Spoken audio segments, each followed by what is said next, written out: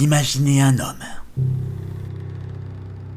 vivant parmi d'autres hommes, pour qui le monde n'est qu'un tableau blanc. Lui et tous les autres passant leur vie entière à regarder ce tableau. Certains le trouvaient joyeux, d'autres tristes, certains le trouvaient amusant et d'autres révoltant. L'homme, lui, était satisfait. Tout ce qu'il voulait et tout ce qu'il cherchait était là. Il ne connaissait rien d'autre. Quand un jour, par le fruit du hasard, quelque chose détourne son attention. Une porte s'ouvre et pour la première fois, l'homme voit l'extérieur.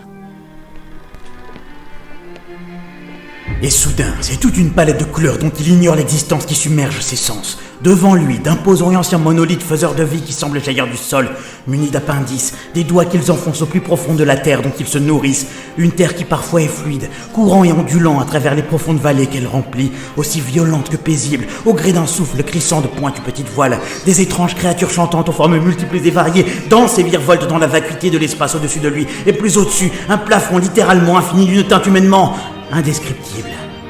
Au bord de la terreur, de la joie et de la folie, la seule chose qui ouvrit les yeux de l'homme ferma subitement la porte.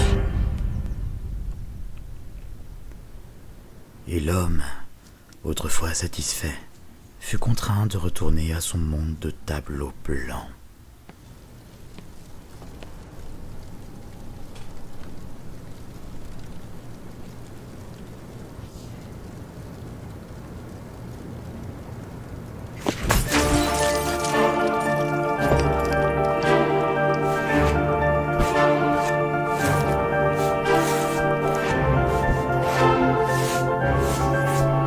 L'homme désespère alors de retrouver le souvenir de ce qu'il a vu.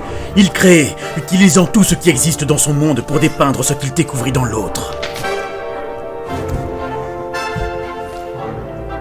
Personne de son entourage ne le comprenait, mais avec sa création, il leur ferait voir.